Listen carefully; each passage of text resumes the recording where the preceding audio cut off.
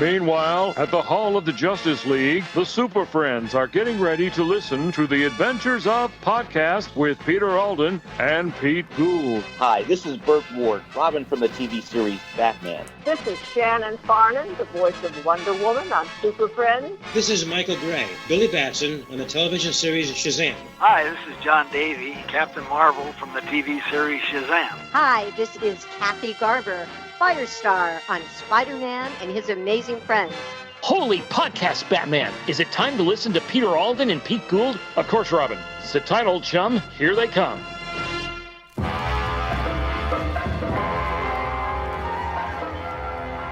Hey, everybody. Welcome to the Adventures of I'm Peter Alden. And I'm Pete Gould. And today we have with us Mr. Brian Cutler. Yeah. You might know him from The Secrets of Isis, but trust me, he has done a whole lot more.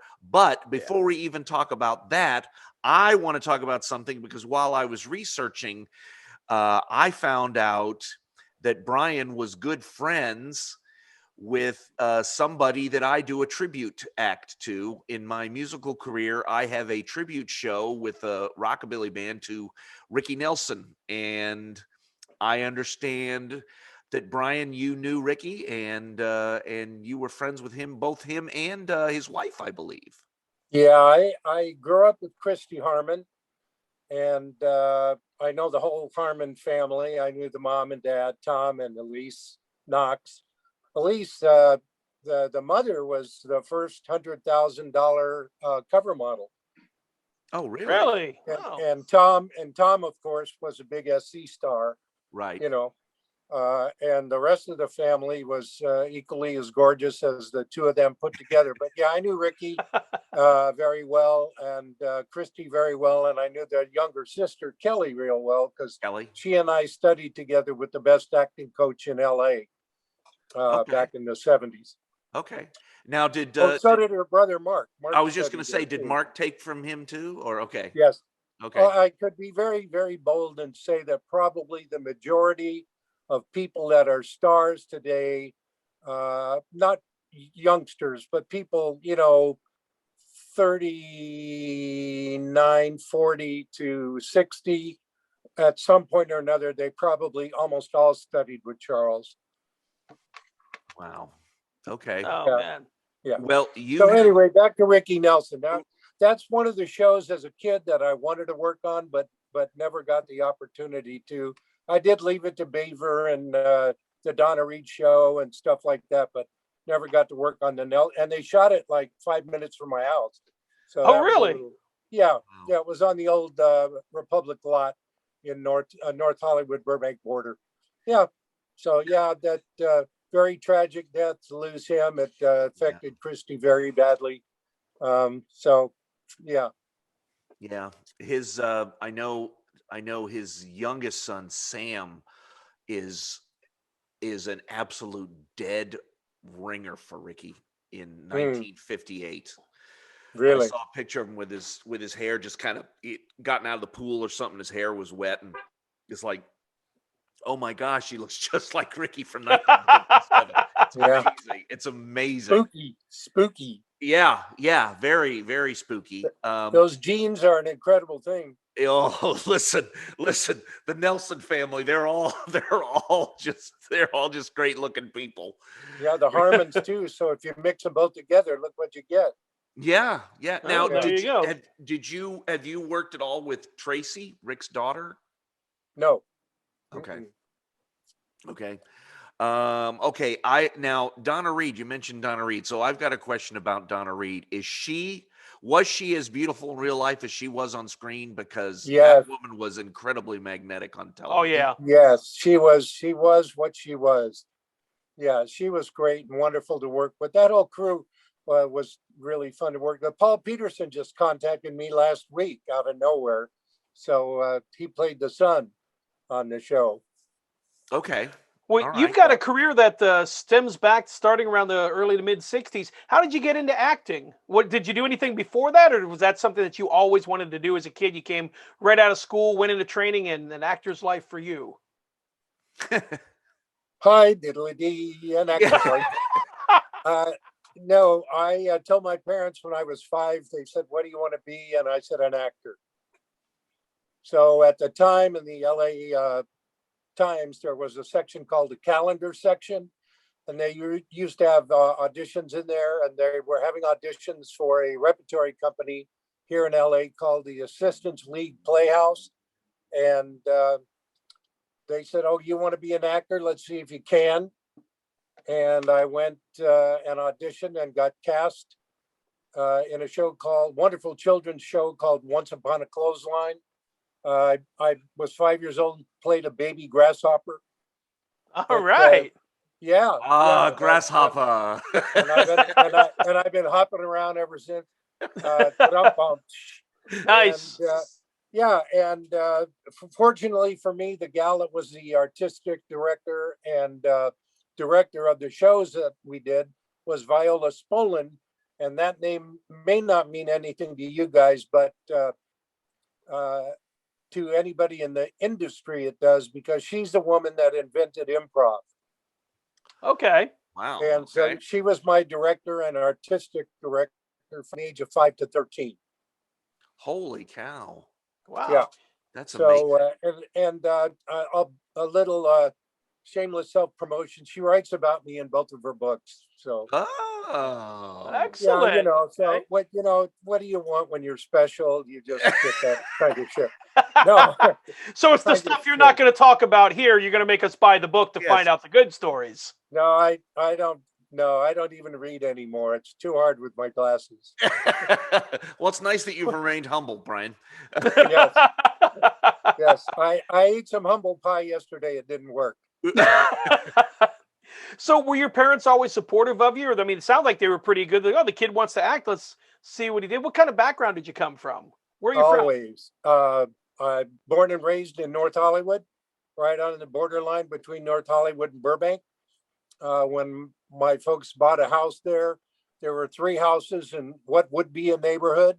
And the rest all around us was orange groves, avocado groves, and walnut groves. That's all that was there. That was beautiful 1950. The streets weren't paved. We had no sidewalks, but we were close to Republic Studios, Columbia's Ranch. I used to ride my bike with some buddies down to Republic Studios and watch John Wayne shoot Westerns. Oh, so cool. Oh, wow. Yeah. So it's just something I've always done, always wanted to do. Taught myself to play guitar. So I'm a instrumentalist. I play guitar, banjo, upright bass. I've sung my way around the world twice with one of the best folk groups ever, the New Christie Minstrels. And Okay, so, you're Brian. You're blowing my mind here because that's the whole point of this interview, isn't it? It is, and I got it. It's so funny because one of the 8 tracks that I loved. What's an 8-track, Grandpa? What's an 8-track, Grandpa?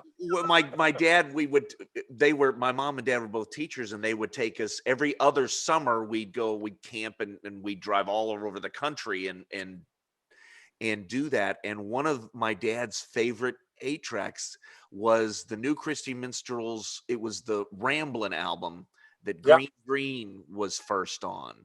Yeah, that's one of the songs I sang was Green, green, yeah. They say on the far side of the hill. Yeah. Yeah. Oh my God, that's amazing. Hey, Brian, we're putting together an album for the show. You want to be on it? Sure, I'll be on it. It's so funny as long as it includes dinner at Burns Steakhouse, I'll be on it. Hey, listen. Oh, you got that right, boy. You know what? I will. We'll do dinner at Burns Steakhouse, and we'll eat. We'll get the table in the kitchen. Okay, works for me. But yeah, one of the track, and Pete, you've heard me do this song. One of the songs that I do in my show is Today. Yeah, he does actually. Okay. The New Christie Minstrels. So now, great song. Yeah. So Barry McGuire left then. So was Randy Sparks still with them when you? No, Randy was gone too. Okay. Yeah. Okay. But still, so you went all over the world, did you say, with the New Christie Minstrels? Yeah, as a matter of fact, I did 2 tours in Vietnam, and then on about, much to my mother's chagrin, because I enlisted, and then a few weeks or maybe a couple of months after I got back from Nam, I was on a ranch up in Flathead Lake, Montana, called the Averill Ranch, because I had won a date on the dating game, and a buddy of mine that I had just worked with, he directed the Roar of the Grease Paint. I played the Rex Harrison, Sarah Richard role, and he said, "Hey, the Christie Minstrels need a lead singer. What are you doing?" I said, "I'm on a ranch in Montana. Don't bother me. I won this great trip." He said, "No, they want somebody." I said, "When?" He said, "Next week." Wow. So I finished my my free vacation in Montana, came home, went and sang for the managers. They liked me, and we went on the road. But shortly after I'd gotten out of Vietnam, I was in the Christies. We were the only non-sponsored USO tour that ever went into a war zone. So a couple of months after I got back from Vietnam, I was back going to Vietnam with a guitar instead of a weapon, which did not make my mother happy at all, because she wasn't happy the first time. Yeah, I could. Oh, man. Well, first of all, thank you so much for your service. What were you in the Army, or? I was Navy. Navy. Okay, so was my dad. Yep. Yeah. My son. So was my dad, which is why I was in the Navy. Yeah, and my son is in the Navy, so very good. Cue the village people. No. Cue the. We led the first major assault on the Mekong Delta, and I was there for the Tet Offensive. So I was there for all the fun stuff. Oh, wow. You were there for Tet. Oh, man. Yeah. Okay. Wow. I was just lucky that way. Yeah. Well. Yeah. I don't know if I want to hang out with you anymore, if this is the kind of luck you're bringing to the party. Well, just keep in mind that I was trained to kill and never deprogrammed. So as long as you keep that in mind, you're okay. Nice. And he can sing while he's chopping you up. Yeah. And fortunately, I don't drink anymore, so you don't have to worry about me killing anybody. Oh, wow. Why do I get the feeling that you're a wild man, or at least you were at one point? No, I'm still a wild man. I just don't drink. I mean, because, look at these. I mean, just even from back in ISIS, I mean, it's like you're a good looking man. I bet you must have did some damage there in Hollywood back in the day. Well, you know who Andy Mangels is, right? Oh, yeah. Yeah. Okay. Well, Andy was interviewing me on the weekend, whatever that superhero thing was. He said, I guess you weren't the poster child for ISIS. And I said, no, I certainly was not. Does that answer your question, Pete? So if you and John Davey went out on the town, look out for the wow. That would have been a dangerous twosome. I must have. It would have been a very dangerous twosome. Absolutely. Yeah, I would pay good money to see that. Yeah. Well, how did you get into doing film or television? It's just the natural progression. You're doing theater. You do get an agent. You get pictures. You get an audition. You do a commercial. Somebody sees you in the commercial. Your agent suggests you for a role on something. You go and audition. It's like the whole industry is like eating an elephant. You just one bite at a time, and I've been very blessed. I've been very fortunate. I've never had to have a job in my life. There you go. Yeah, thank you. All I've done is act, sing, play music. I've worked with some of the greatest musicians and actors in the world, and I'm very grateful for that. Yeah. Well, speaking of the music career, I mean, obviously, don't name names if you don't have to, but what was the craziest thing that you could think of that happened when you were on the world tour? Was there anything like really nutty that happened out there? You can't believe that this happened to you. It's one of those great rock and roll stories that you always hear about. No, I don't know. I'll tell you a funny story. I'm 6'3", so I've never considered myself short, but we were in Mobile, Alabama at one of the big arenas there, doing 2 or 3 nights of concerts, which was very unusual because we usually moved from, let's say, New York on Monday night to Washington, D.C., to Seattle on Tuesday night, and Dallas on Wednesday night, and Florida on Thursday night, and back to Arizona on Friday night. I mean, we saw a lot of airports, a lot of arenas, a lot of theaters, and a lot of motels, but we didn't get to see a lot of the country. But we were in Mobile, and we were in one big arena, and the Harlem Globetrotters were at another big arena, and we all ended up staying at the same hotel. And I got into the elevator after the concert and turned around, and I was looking into belt buckles. And that's the only time that's ever happened to me. But Happy Harrison and I became good friends that week. And then we also did Airport 79, the Concorde together. So, yeah, I mean, that's sort of a fun story. Oh, wow. That's great. So now you said you were with the Christies for 2 years, did you say? Yeah, almost. Okay. So now why did you just wanted to go in other directions, or? Do you really want to know? Yeah. I mean, not if you don't want to tell me. Oh yeah, you want to know, Pete. I can tell that little devil on your left shoulder is beginning to preen. Yeah. He's got me figured out already. Yeah, I'll tell you what happened. We had just come back from Italy. We hosted the San Remo Music Festival in San Remo, Italy, which was a ball. For Mura Records, we were there, and we did 2 albums in Italian while we were there. And I knew they were going to want me to introduce songs and stuff in Italian. So while everybody else was partying at night, prior to going to Italy, I taught myself Italian. So when I got on stage, I could greet everybody at the festival in Italian. And they, of course, loved it because, so many Americans don't make the attempt to do that. Right. And why did I bring up that? Why did I bring that up? We were talking about why I you. left the Christies. I have to ask my right wing here, Mr. Keating. John Keating's a fabulous actor. He's been a student of mine since '99, and seeing as how everybody's all quarantined now, he has a key to this studio, so he comes here to work on the computer whenever he wants. So he happened to pop in tonight. So if I gesture to John, that's who I'm talking to. Anyway, the reason I left the Christies, we came back from Italy. We were all exhausted. We were supposed to have a month off, but there was a singing duo at the time who was very into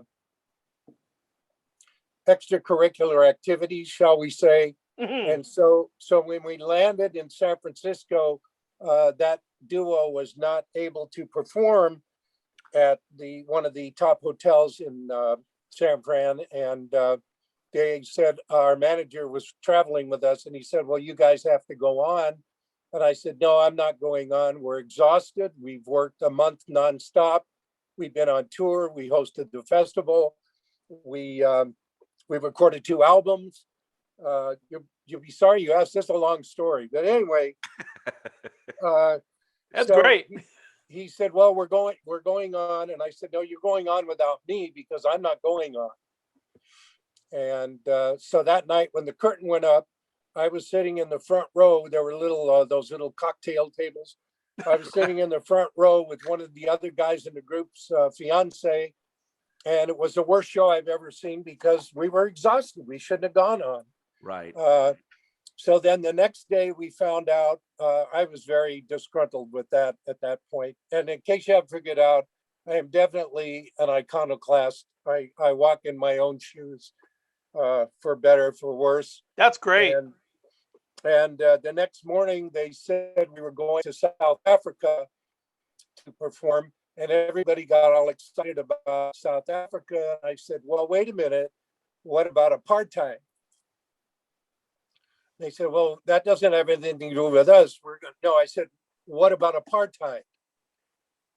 And the manager got very upset with me, and he said, listen, you didn't perform last night. I said, not performing this whole week. I'm not doing it.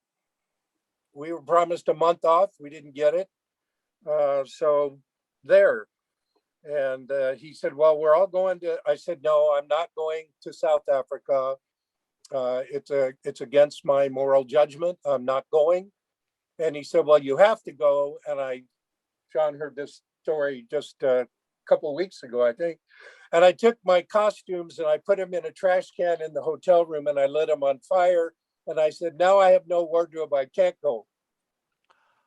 Oh, wow. wow. So the next morning I caught a plane from San Francisco to Burbank Airport, where I lived 10 minutes away, and went back and lived in Italy for a long time. Wow. You know, Well, that's great. At the risk of making a bad Christie's pun, so you followed the drinking gourd, did you? No,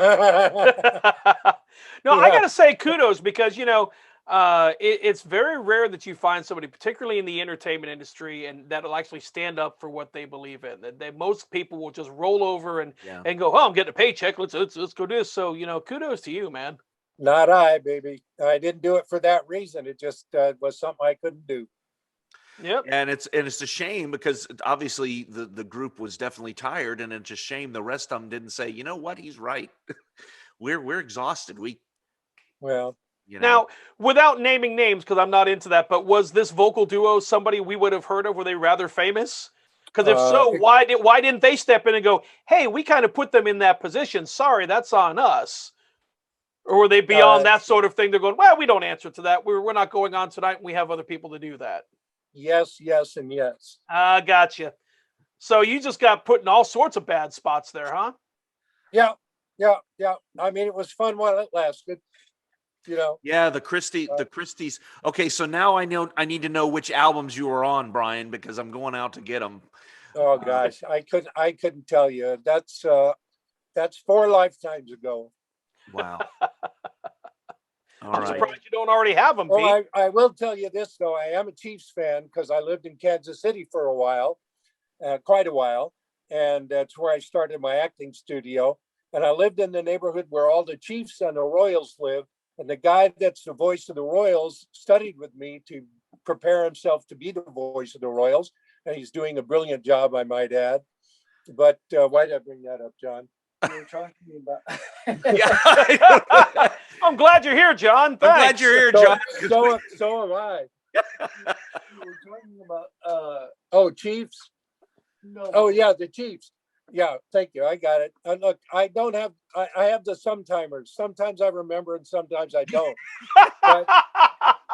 But when the Chiefs won the Super Bowl, because we were working in New Orleans, we were supposed to be in New Orleans for like 9 weeks, but at the Blue Room at the Roosevelt Hotel in the French Quarter, which you couldn't have asked for a better job, trust me. And we're talking about in the late 60s-ish. And so we were working in New Orleans, but I had then later lived in Kansas City. But prior to this, I sang the national anthem when the Chiefs won the Super Bowl in 1970. So at the 4th Super Bowl, I sang the national anthem. So when I became friends with all my neighbors who were Chiefs, it was even more important to all of us. Wow. So what you're telling me is that they needed you in Tampa a couple of weeks ago. Is that what it is? They needed something in Tampa. They needed something in Tampa. Somebody that wasn't wearing underwear on their head, that's for sure. Well, all I can tell you is that now I know, all this money that's been going around because of COVID. Tom Brady got $900,000 on a PPP loan, which I still can't figure out how or why. But now I know where that $900,000 went. It went to pay the refs to call that game. Hey, look, Super Bowl referees are the best referees that money can buy. Okay? Bullshit. Oh, I'm sorry. It was a pre-COVID cough. You mentioned the Royals. You know, we're in the Central Florida area. I'm in Daytona Beach, and Pete lives over in near Orlando and Tampa. Well, I'm in Venice, but I'm you're in Venice right now. And the Royals, their spring training is right there in Winter Haven. Yep. So it's like dead center, right outside of Disney. Yep. True.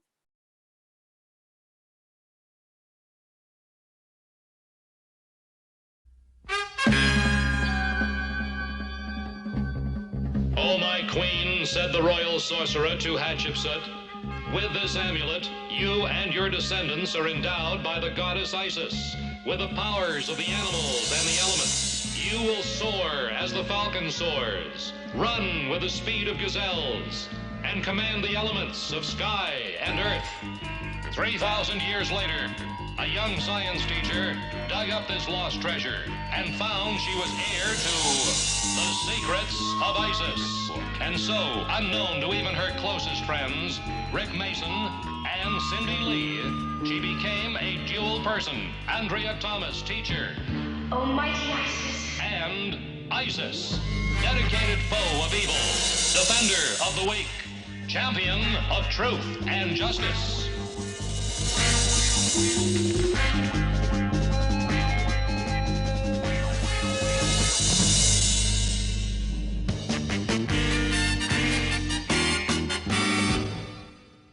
And we're back with Brian Cutler talking about his time with the New Christie Minstrels and all sorts of cool stuff there. And we're about ready to get into some TV work and films. And of course, I know one of the things that Pete is most excited about here is the Secrets of Isis. Absolutely. Go ahead and ask him up front. Absolutely.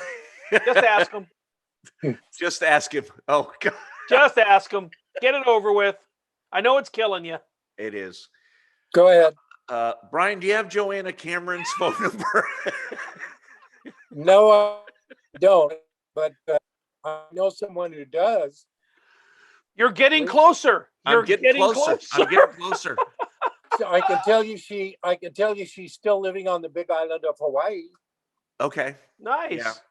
Do you know Lisa Porter Everett's? Do you know he's that going name? to now. I'm going to make it a point to.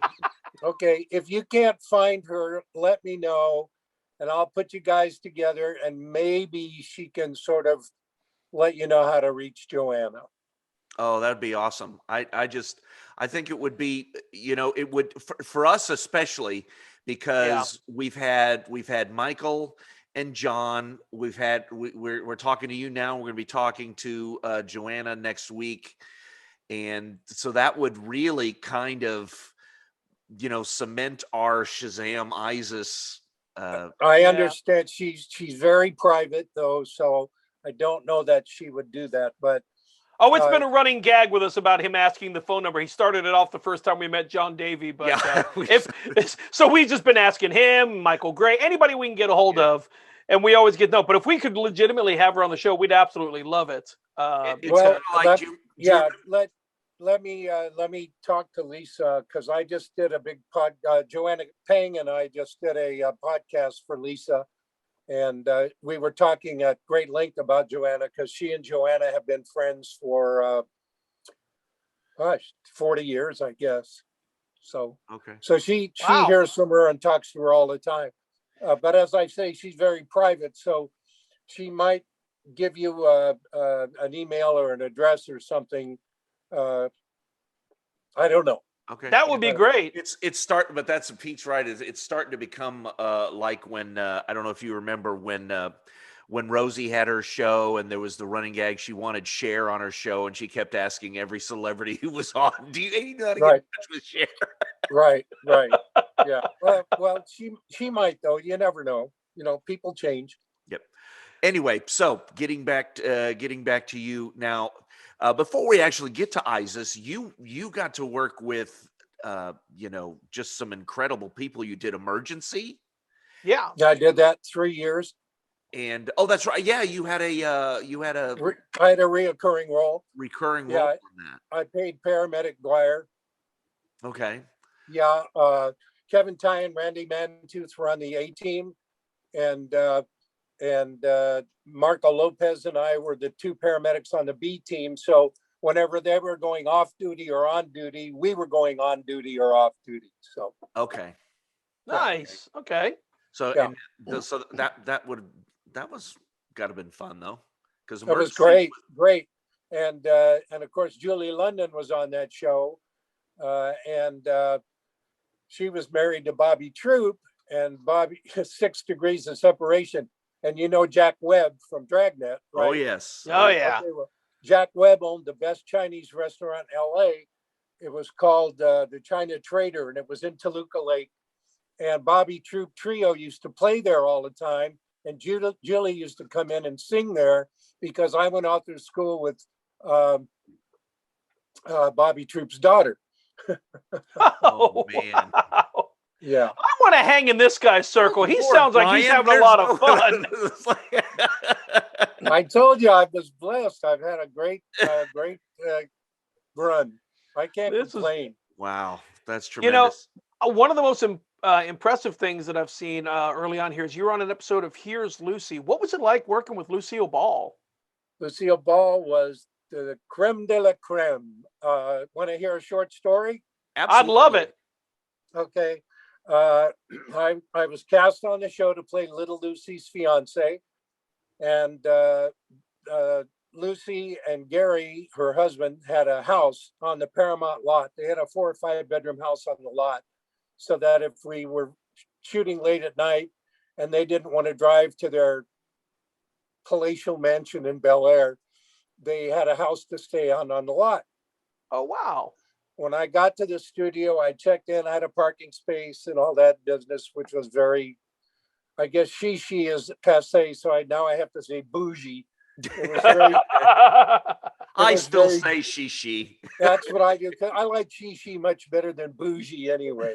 But so I get to the house. I go into their big dining room, and everybody from the cast was sitting around a big long oval table.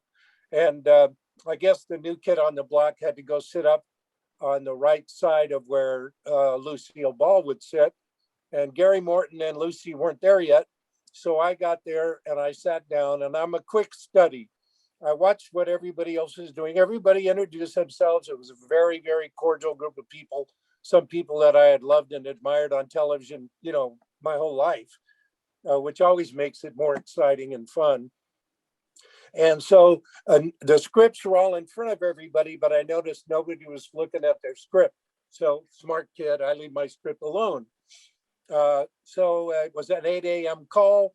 A guy comes out of the kitchen and he says, Mr. Cutler, would you like breakfast? And I said, no, I had breakfast. I'll just have a cup of coffee. He goes away, brings me coffee. 8 o'clock, no Lucy. 8:15, no Lucy. 8:30, no Lucy. Everybody's still talking and chatting. No one's looking at their scripts. About 8:45, no Lucy. 9 o'clock, Lucy walks in. I see everybody getting up. Everybody gets up. When the queen arrives, everybody rises. So I followed suit. I got up too. She walked around the table right over to where she was going to sit. And she looked at me and she said, and I had heard horror stories about how difficult she was to work with and how demanding and all this BS. She looks at me and she says, she extends her hand, because Mama taught me, you never extend your hand to a lady. The lady extends her hand to you first. She extended her hand. I took her hand. She put her other hand on my hand. She said, Mr. Cutler, excuse me for being tardy. It will never happen again. See, wow. That's a class act right there. The best. Yeah. I've heard all the stories about her being a pain in the ass and difficult to work. She was a perfectionist. She knew her craft. Thank you. She knew what she wanted, and she wasn't going to be told otherwise. But I've heard the classy stuff too, and that's a great story. She'd be on the set, and she had the same crew she had for 40 years, I mean, they knew how to light her. They knew how to shoot her. She hit her mark, and she didn't miss her mark either. She hit her mark, and she looked up and she said, Benny. He said, oh, sorry, Miss Ball. She knew her key light was off just by the way she hit her mark. Wow. Now, that's being great at your craft. That's being a student of your craft. That's not being a bitch. That's not being demanding. That's not being a perfectionist. It's knowing your craft and knowing what makes you look good. Well, so go ahead. And if she's been working with that same crew, there's obviously some respect there, because they wouldn't have stayed with her for that long if there was no admiration or respect for her. And so that's Michael Landon had the same crew for like 20 years too. Yeah. Yep. You know. And same thing. Another guy who knew his craft. He knew exactly what he was doing. Yeah. You don't really see Absolutely. that much these days. You know, Oh, people you just coming sure in there don't. doing it. You sure don't, and it's a shame. And then I got to work with Robin Williams also, which was a thrill. Yeah, you did a Mork and Mindy, didn't you? Yeah, I worked with Bill Bixby. I did a 2-hour season premiere episode of The Incredible Hulk with Mariette Hartley, who's an actress I had always admired. And here I am playing her, a guy that picks her up in a bar. Worked with Bill. Ironically, 6 degrees of separation again. I went off through school with the gal that Bill Bixby married. Oh, wow. Okay. So, well, we did a recent episode about the TV series The Incredible Hulk. Yeah. And I was just telling Pete, because I know you were on Marriage. That was the episode you were on, right?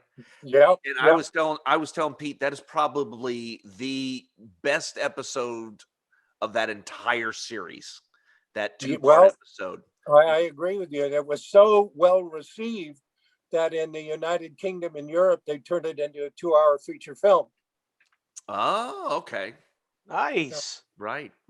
Now you got, did the Hulk throw you through a window or across a table? I can't remember. Well, actually what he did, I threw Bill Bixby off a 2nd-story balcony into a glass table, which made him turn into Lou Ferrigno. Yeah. So Lou pops up, jumps from the ground level to the 2nd level of my apartment, and we get into a fight. And yes, like a dummy, I did all my own stunts. And I had very, very long, shaggy blonde hair at the time. And so they tucked all my hair into a bald pate so that when I was fighting with the Hulk, he grabs my head to pull my hair and he pulls my toupee off and I'm bald. Oh, I hit him several times with a big floor lamp, and he reaches across and pushes me. I go through a wall of my bathroom and end up in a clothes hamper. Then he jumps down to the 1st floor and he starts grabbing the support beam of the 2nd floor. Yeah. And he destroys the whole apartment, collapses, and leaves me hanging off the 2nd floor, hanging and falling into the 1st floor. Yeah. See, that's the lunacy of the TV heavy. This idiot's looking at a giant green behemoth and goes, yeah, I can take him.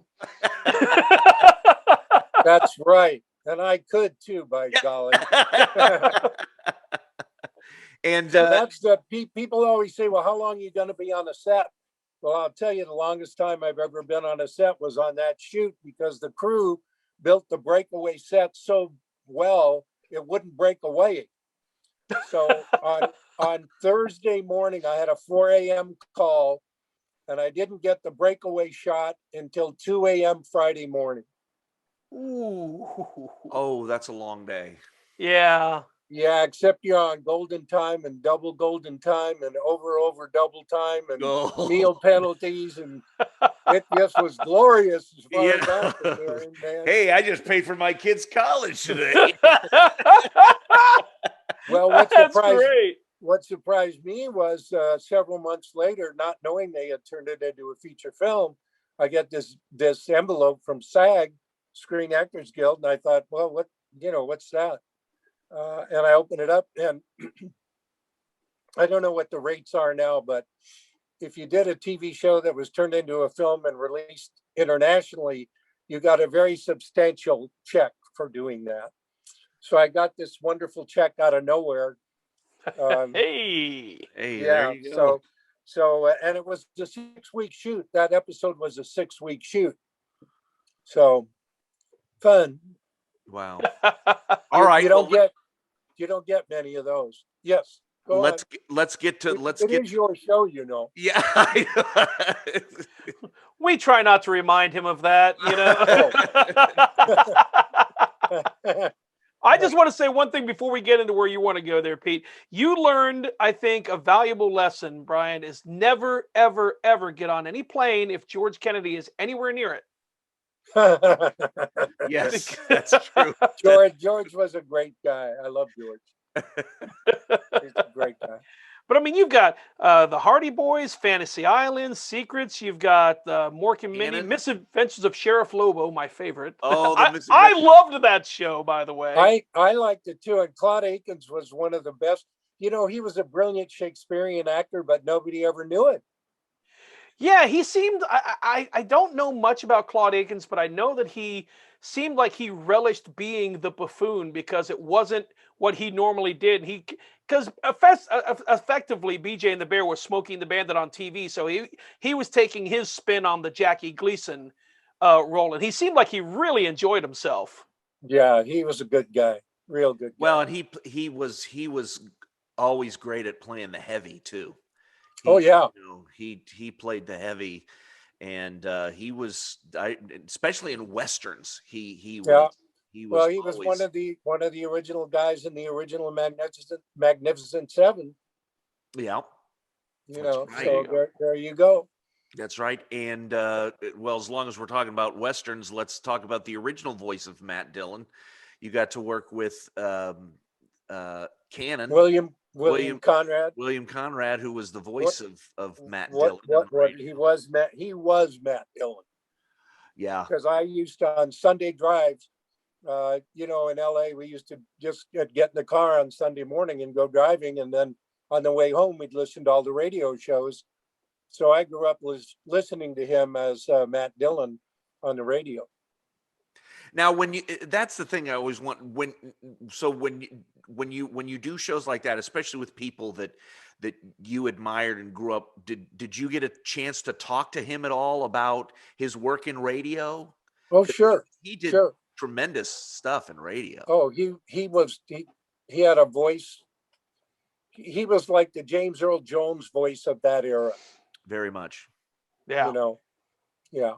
He's a great guy.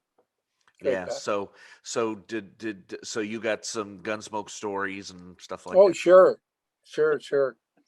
Yeah. We haven't talked much about ISIS though. No, I know that's what I'm trying to get into. And everybody keeps reminding me that it's my show, and we haven't gotten to ISIS yet. And well, you only have 7.5 minutes left. I mean, I'm not on a time schedule, but I'm sure you guys are. It's going to get past your bedtime pretty soon. There. Well, I'll edit everything out that Pete Gould says. Yeah. So we're still only 15 minutes in. So Brian, tell me about Knight Rider. No, I'm just kidding. Go ahead, Pete. Knight Rider. I'll tell you about Knight Rider. Oh, yes, because he hates car shows. Yes, give me Knight Rider stuff. Well, I'll tell you what. I got to work with an actor that I had admired for years, that very few people recognized on a regular basis, and that was Albert Salmi, who was a dear, dear friend of mine from that shoot on, much to his early demise, which was very tragic. But to work with Albert, the play Bus Stop, which the movie was based on? Yeah. Well, the role of the young lead in Bus Stop, I can't think of the character's name. Can you, John?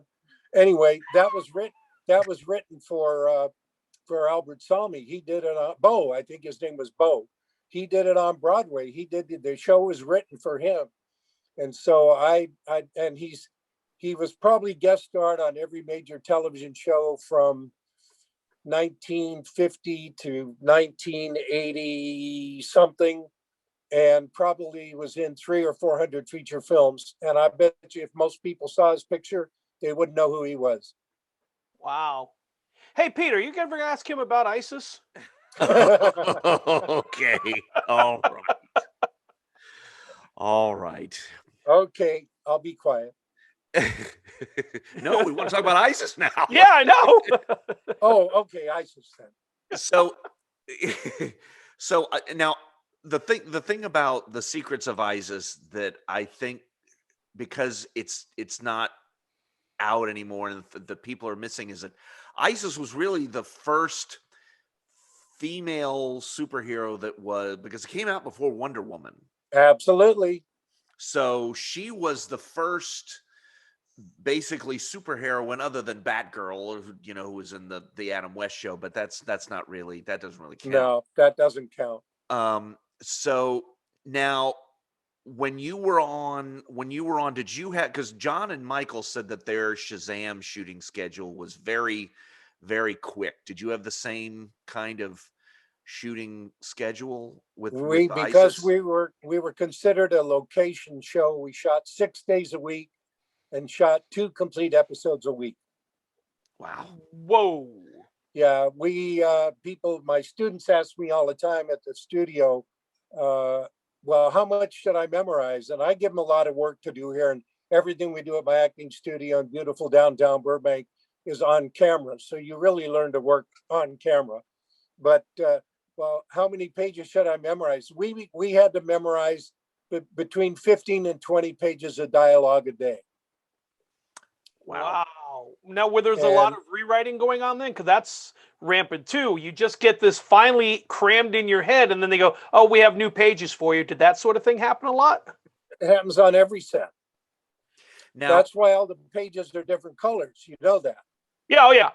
But I mean, like on ISIS, where you're already slamming 2 episodes a week. Did they have a lot of rewrites on that show as well, or? Yeah, if something wasn't working or the weather changed, or one episode we were shooting up in Big Bear, and I twisted an ankle, and so the doctor said you have to be on crutches, and I threw the crutches away and didn't use them. I mean, the show must go on. So yeah, if there were rewrites, you learn the rewrites and shoot it. That's all. Well, and working with Tut too, probably threw you guys off too. I mean, it's hard to work with animals. Well, Tut was okay. I mean, I've worked with animals a lot on that show and other shows, and I've done a lot of shoots with dogs. And I was in the Adventures of the Wilderness Family Part 2, and we used cougars and wolves and bears and yeah, oh my. And because you said that, you don't get to go down the yellow brick road. Yeah. Oh, too bad. Sorry. Just like Shannon Farnan said, I am the good one. All right, you got to stop living in this delusional world of yours. Okay. So now you did 2 or 3 crossovers with Shazam. I think it was 2 or 3. I don't remember which. I was never in any of those. You were not in any of those? No, Lois Lane didn't get to be in any of the crossover Superman films, did she? Okay, that's it's funny that you bring up Lois Lane because everything is about Superman. Thank you very much. Repeat everything. He said it. I didn't. No, but I was going to bring up the fact that and it's something that even John kind of talked about too when we talked to him. It's like, how did he not know that she was Isis? She's got a pair of glasses on. Lois, no, her hair was different too. Yeah, see? Come on. She wasn't walking around the halls of the high school there or elementary with a white tennis skirt on, calling on winds to do things. I know, right. but there were a couple of times that Cindy Lee almost figured it out. Well, maybe Rick really knew. Oh, that's true. Could be. He wanted to protect her secrets. Smarty pants. Yeah. So I had heard you say at the virtual con that your cancellation was a little bit of a surprise. Were there plans to maybe get Rick and Joanna together further down the line? Was that kind of, because that was an original character at the time? I have no idea. We got 2 scripts at the beginning of the week and started shooting. So I don't know. I don't know what was in the future. I know I was very disappointed when Joanna Pang Atkins wasn't in the second season, because from the first day, if you heard us talk on the other interview show, the first day we met, we fell in love, and we've been in love ever since. I just think of her as a family member, and we always have, and we've stayed very close for over 46 years now. I love her with a heart and a half. Yeah, and that's fantastic. And I don't understand either why they did that, because there was no reason to change that character over one season in. I know. Well, she doesn't know either, and we never found out. We never got an answer. Well, we are dealing with the same production company. Bostwick had anything. Yeah. Well, let's not talk about Jackson. I love Jackson. Don't misunderstand me. Jackson and I have been friends for years, and as far as I'm concerned, he was done dirty. But yeah, that's Yeah. No, we're with you on that. I think we've talked about it before, and we know that. I think this Scheimer was just going, look, give the guy a couple of days or something to figure out what it was. I think he got wrong too. Now, it's not John's fault or anything. Hey, you're an actor, you're picking up a paycheck, but I do think the production company kind of didn't give Jackson his due or courtesy. I agree. It has nothing to do with John Davey. John Davey was hired to do a job, and he stepped in and did it, and he did it beautifully. So no, it's got nothing to do with John. It has to do with the powers that be. Yeah. Yeah, that was. And I'm not talking about old Zephyr Winds either. Right. Zephyr Winds. Nice. You guys hear Don Lemon the other night talking with Chris Cuomo, and they brought up Shazam and ISIS on their show? Really? No, they did not. Yes, they did. They did. I heard it, and someone else recorded it and sent it to me. Yeah, Chris Cuomo said something about during all this junk that's been going on. He said, what we really need now is Captain Marvel to come in and take care of this. And he said, Shazam. And Don Lemon said, oh, no. What you really needed was ISIS to come in to take care of it. And then he went through the whole opening poem. He said, oh, Zephyr winds which blow on high, lift me now so I could fly. And Cuomo said, what are you talking about? He said, did you ever watch that show? He said, I love that show. Yeah, they went back and forth about it. It's pretty funny. Wow. That actually, it's a kind of a weird segue, but I was going to ask you the question from back in the day. I guess to this day, you still get beloved. How was the public reaction when you were walking down the street during the show? Did you realize that you were starting to get mobbed by kids or people like, oh my God, oh that's, that's right. I couldn't go anywhere. People say to me at my acting studio again, I say, what do you want to be? You want to be a working actor or a movie star?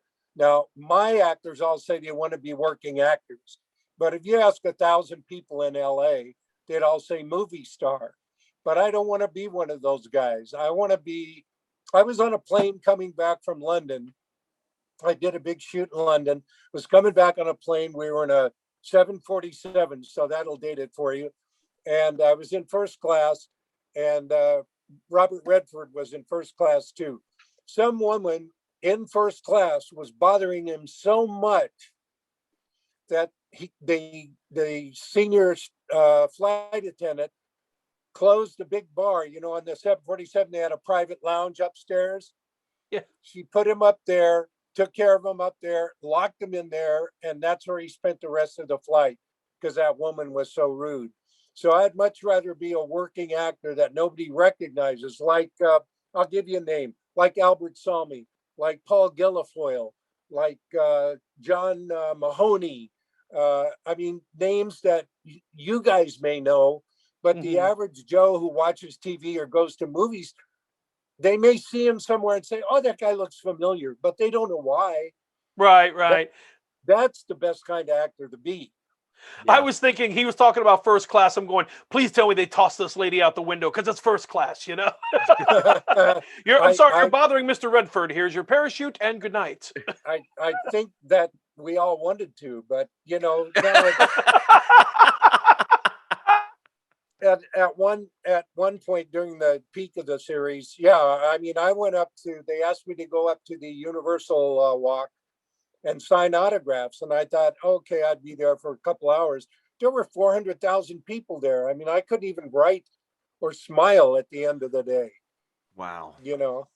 So, it's bizarre. And I still get every week, you can ask John, every week I get emails and letters from people from all over the world thanking me for the show, thanking me for changing their lives, thanking the series for having such a great impact on them. It amazes me. It Well, that's amazes. got to be a great feeling to know that you've impacted so many lives. It is. It's. I'm not very often at a loss for words, as you can probably tell. But when those things happen, I am definitely at a loss for words. I really am. Well, and it's also interesting because the people like me and Pete that grew up with that show, that are now coming of age and wanting to instill these kind of same morals and lessons in kids, and we go back to this and we, it's like, oh my gosh, I remember this show, and Isis told me this, or Billy Batson taught me that, and yeah. But the other thing that Pete and I talk about was, especially when we talked about Shazam, was that honestly, the kids back then, they were doing stuff. Yeah. They were parachuting, they were flying planes, they were hang gliding, they were rock climbing, they were hiking, they were was very active generation. Yeah. And there were no video games, and so it's like, well, how do you, what we really like to do is get these kids out and take them on a trail and walk a little bit. They weren't sitting in front of a computer screen all day. Yeah, pet a dog, pet a flower, sniff a dog. Wait, reverse that. Wait a minute, that didn't sound right. Yeah. Yeah. And Brian almost had the trifecta because he also worked with the Bionic Woman, Lindsay Wagner. Oh yeah. I worked the guest starred on that with Lindsay and Donald O'Connor. Oh, Donald O'Connor was on that episode too. Yeah, who was someone that I had loved ever since Singing in the Rain. So being a singer, a dancer, actor, or musician, I loved that show. And my brother-in-law's father was best friends with Gene Kelly. So later in my life, I got to meet Gene Kelly. But I did get to work with Donald. So yeah. Oh, wow. Okay. Now, one of my favorite actors that I ever worked with was Lee Majors. Oh, Lee Majors. There he goes. Now, you just get the magic word for Pete. I love Lee Majors. I am a Lee Majors guy. Well, I'll tell you what. You want another story? I'll give you a beautiful story about Lee. No, we don't have enough time for Lee Major stories. Hey, Brian, thanks for being with us. We've got plenty of time for Lee Major stories. Back to good guy. Bye, guys. Enjoy Florida. Yeah. Let me know when you go to Burnt Steakhouse. Yeah, you're gonna make him cry. Plenty of time for Lee Majors. There's always time. There's always time for Lee Majors. Lee Majors is the Jello of 70s television, right? Well, he started out on the Big Valley, looking great, but not so good. And what people all made fun of him about, I used to say, look, he's getting paid X number of dollars a day or a week to learn his craft. And he's working with great actors. So he's going to get better. And he's going to get better. And he's going to get better. And he did. And when I had the pleasure to work with him on Fall Guy, all my dialogue was with Lee. And I played an attorney who was defending Catherine Crosby, Lee, Bing Crosby's granddaughter. And I got to the set and I went to my trailer, my little poopy little trailer. And the first AD came over and he said, Mr. Cutler. I said, yes. And he introduced himself. I said, hi. He said, are you ready to? I said, I'm ready. I come camera ready. I'm ready. He said, well, Mr. Majors would like to know if you'd come over to his trailer. Well, he had a honey wagon that all of us could live in and never see each other. I mean, it was gorgeous. And I walked in. It cost at least $6 million. Oh! Yeah! Oh, come on. I'm upset that I didn't come up with it. I take this interview is over. Okay. After know, that yeah. that is just despicable. No, No, I think that's okay. secretly Brian's going, I found my people. Yeah, I did find my people and happy. We're Anyway, going to Burns Steakhouse with you, Brian. you let me know when, I'll join you. Anyway, I walked into his trailer. The first AD introduces me. I say, "How do you do, Mr. Major?" He said, "No, call me Lee. Sit down." He had a chef in his trailer. He fixed us breakfast. He's all my dialogue was with him, and I'd met him once or twice before because he was a buddy of mine, and a buddy of mine was managing a prize fighter that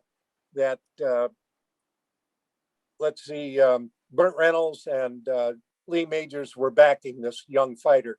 His name was Andy Hawk Price, and he was a great fighter, but he didn't have that killer instinct. Anyway, so I'd met him a couple of times at the ring, but he didn't remember that. So I walked in, I sit down. He says, "Do you mind running lines?" Now, mind you, I've been in the business a long time at this time. I've never had a star of a show. I've had other actors on a show, guest actors say, "You want to run lines?" So sure, as long as you don't act, I'll run dialogue with you. No acting, just run the words, do the words, do the words. And he says, "Can we just do this?" He said, I'm fighting a little flu bug or something, and I really don't feel too good. So if we could, all of our dialogue was together in the show. So he said, if we could just run lines every morning, I'd really appreciate that. What am I going to say? No. So I said, "Oh, I'd love to. I'd be great." He said, "We'll just be here on your normal call time. We'll have breakfast and we'll run lines." And that's what we did every morning. It was about a week and a couple days shoot. At the end of the shoot, he walked up to me and he said, "I want to thank you for making my week so easy." Wow. That's awesome. And he had a series. Now, you may know this. After Fall Guy and all that business, he moved to Hawaii for a while, and he had a series that was about this rustic, old, grubby-looking, old alcoholic detective who had a little detective agency on Oahu. That was Raven. That was Raven. Is that what it was? Yes, I remember that. He was so wonderful in that show. Why that show was never picked up, I have no idea. Because he was great on that show. Yeah. I wanted to get hired to work with him on that show and go to Hawaii to shoot. The operative word being he wanted to go to Hawaii to shoot.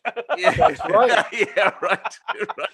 He's looking up Hawaii 5-0, Magnum, any shows that'll take him. Yeah. No, they wouldn't put on Magnum because Selleck and I are too much alike. Yeah, they look too much alike. Yeah, well, Selleck does have the hardest working mustache in the business, but yours was pretty good too, man. At least they let you keep yours. They made John shave his. Well, Captain Marvel can't have a mustache. Yeah.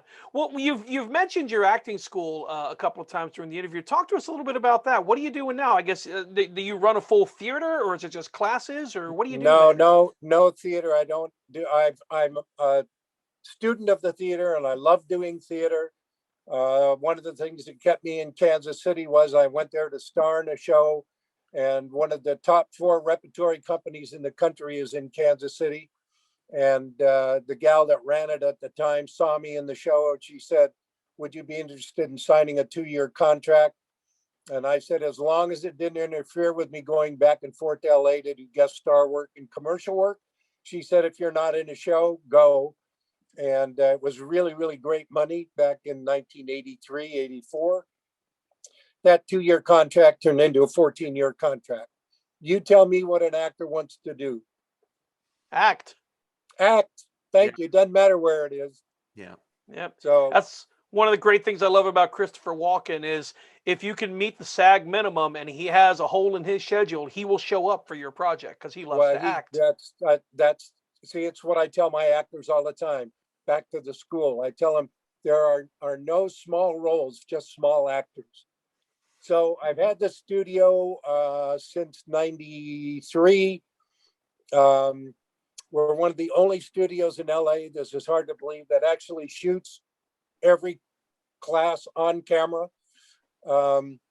I have a studio. We concentrate on anything to do with audio tape, videotape, film, or digital. It's what we specialize in.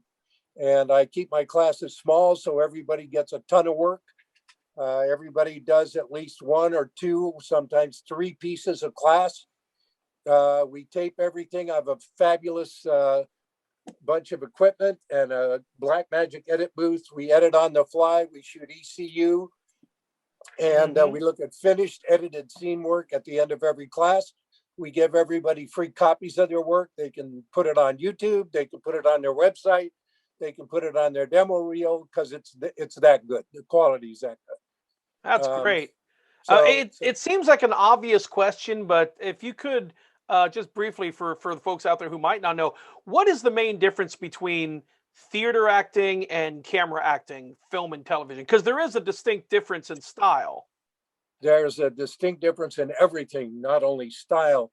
Let me put it this way. Acting in theater is like doing work with a chainsaw. Acting for film is like doing things with a laser. Okay. That's the biggest difference that I can give you. In theater, having done it for many years, you can cheat in theater. You can get away with things in theater, but you cannot get away with those things on film. Film crawls right into your eyes, into your soul, into your core, your chi, your heart, all 5 senses, and the less you do with that on film, the more powerful you are. And until you learn to work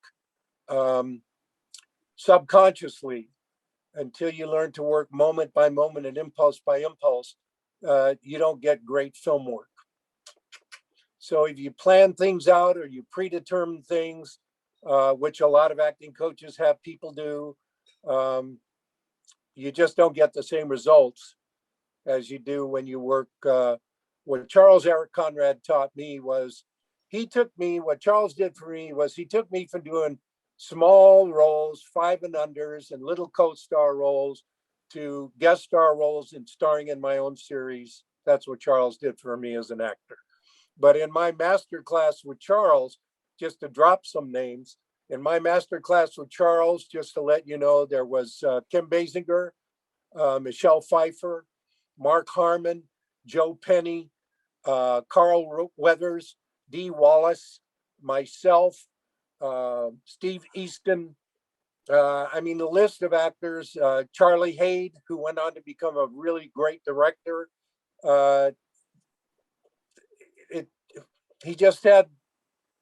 He has and has passed on to me, because Charles was not only my acting coach for 12 years, he was my friend and mentor for 40.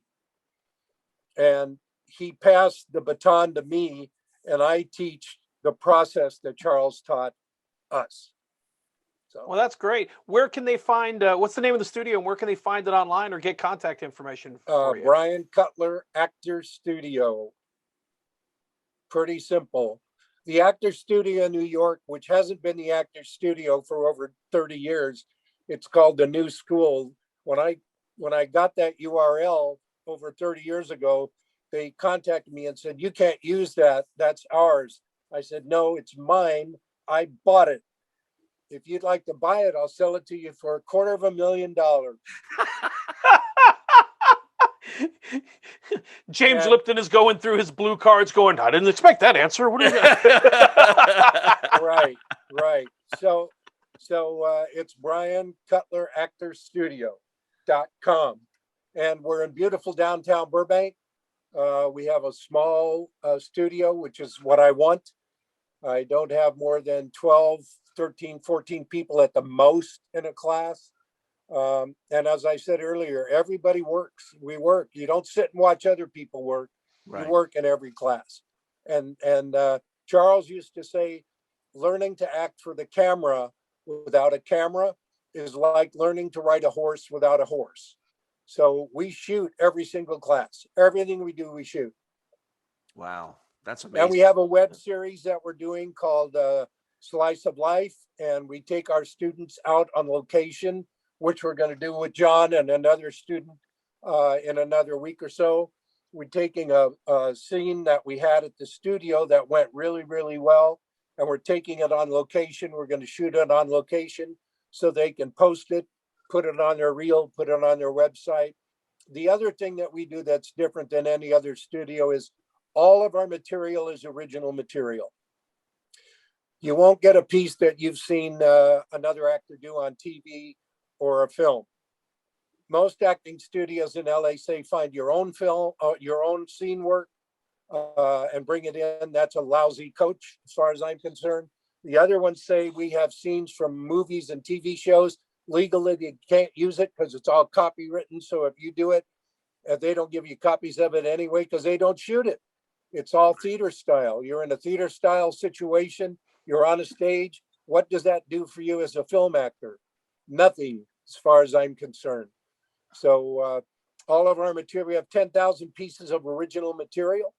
I've got someone that's been with me since '99 who's probably once or twice seen the same piece of material, but not very often. And that way you're not confined. If I give you a scene to do, let's say from Fatal Attraction, and you've seen Michael Douglas and Glenn Close do that scene, how are you going to do it? Right. You're going to do it the way it's already imprinted in your brain. See, this is what I call the eye gate. Your eye takes in 70,000 images a second. 70,000 images a second. So if you've seen somebody do something on film or TV, it's already imprinted in your brain. You can try to change it, but you won't. So all of our stuff is brand new. They've never seen it before. They can bring themselves to it, which is what every casting director is looking for. You know, they don't want another Kevin Bacon. There already is a Kevin Bacon. Right. They want you to bring your essence to that role, to that character.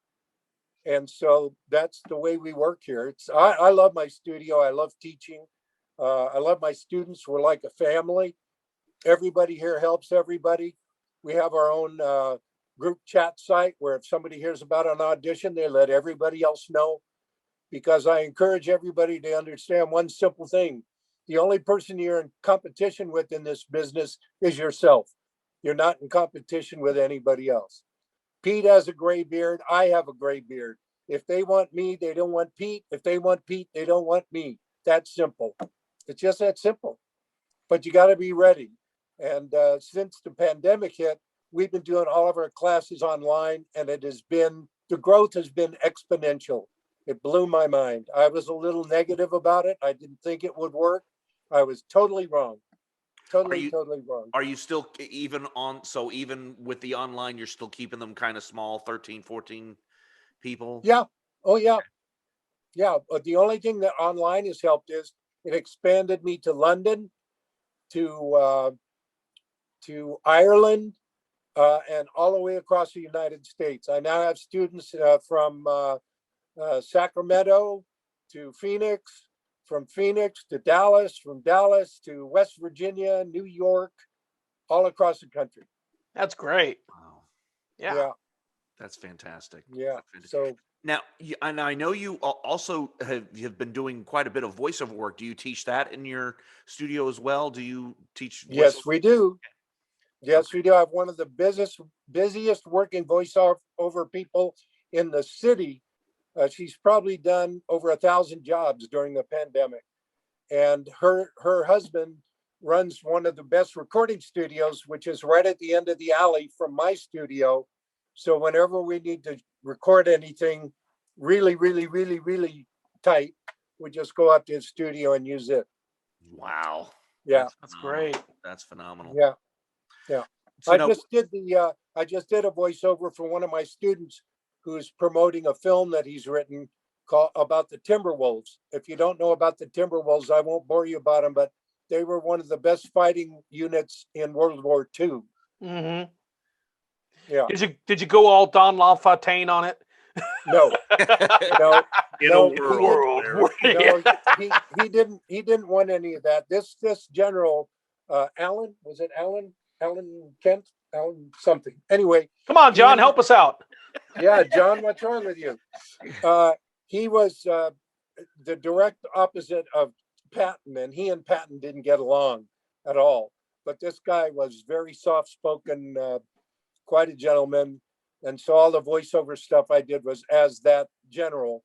So the director, I'm just saying, I'm a World War II buff. I can't wait for this project to come out. Yeah, it's going to be really good because the young man who wrote the film, his family was rescued by the Timberwolves in Holland at the end of World War II. Wow, that's amazing. Yeah, so there's a very personal connection there. And then his family, when they moved from Holland, moved to Minnesota. And then he found some of the Timberwolves still living in Seattle. So last year he went up to Seattle and spent some time with some of the original Timberwolves that had rescued his family. Wow. So it's going to be quite impactful when we, I think we could probably end up doing it for about 5 or 6 million, which today is wow. Which is nothing. Oh yeah. Which is nothing. So we're working on that. We all work together here. It's a family. That's the way we want it. That's the way we like it. You know. That is fantastic. Brian, thank you so much for all your time.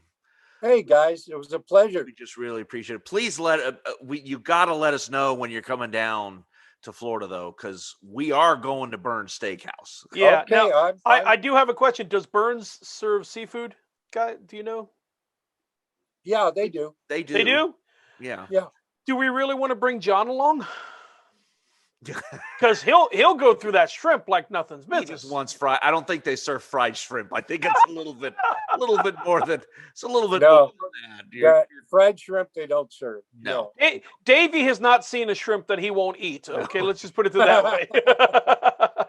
We went out to dinner with him. He ate 35 fried shrimp. Oh, really? Oh yeah. Plus coleslaw and a couple of bites of Linda's dinner too.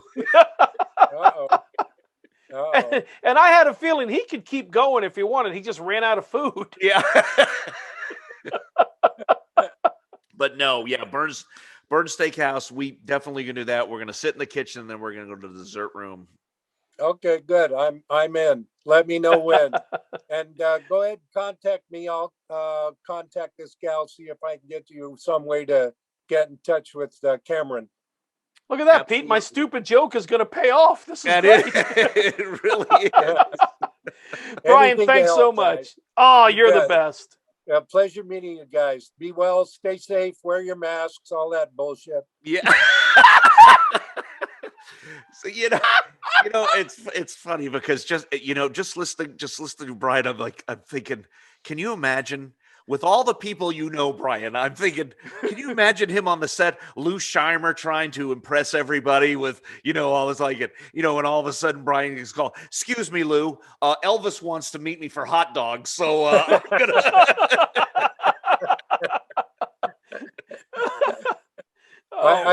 I didn't ever meet Elvis, but I do know Tom Jones. There you go. These hands. No. So, yeah. All right. What's new, Pussycat? Okay, Take guys. Care. It's a pleasure. Thanks. Yes. Thank you, Brian, so much. You bet. Be well. Well, listen, I don't need your help. Everyone needs help sometime.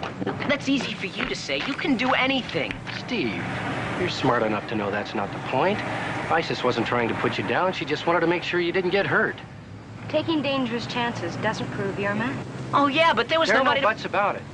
What Steve has to do is remember to use the muscles he has. The ones between his ears. Come on, we better get back to our classrooms. Thank you very much, Isis.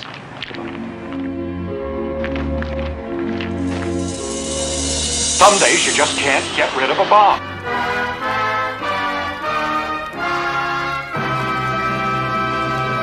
The Adventures of podcast with Pete Gould and Peter Alden is part of the Theme Parkology Network. All trademarks, product names, company names, and logos mentioned are the property of their respective owners.